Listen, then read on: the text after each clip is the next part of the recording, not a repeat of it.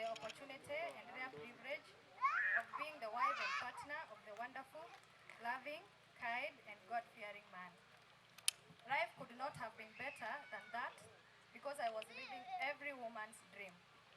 We had our problems like every family, but making up and resolving our issues was magical.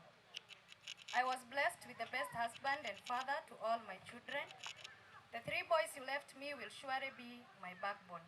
And the fruit you left in my womb, though you will not have a chance to see him or her, he or she will give me solace and comfort. You are the love of my life, the one who did everything humanly possible to protect me even in the face of all sorts of misconceptions. You understood the true meaning of our marriage.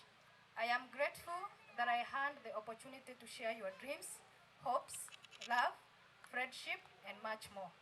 You are a man of the people, a man who stood by his family throughout, a man who was a hero to all who knew him, a man who loved unconditionally, a man who believed in sharing and caring, a man who put a smile on people's faces, a man who was so full of life, a man who was a bigger star in his own right than most of us. You will always be in my heart, and the love I have for you will never ever die.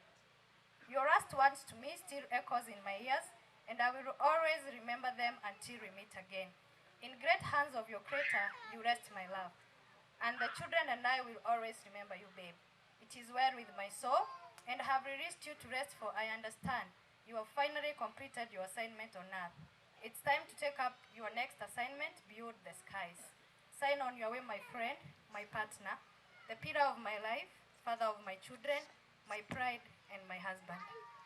Kaitu muhorero hirwega icio ni ciugo njega muno iria era muthuri wake ciugo cia gutio uria urathoma tribute ya nyina wa pastor ni oke.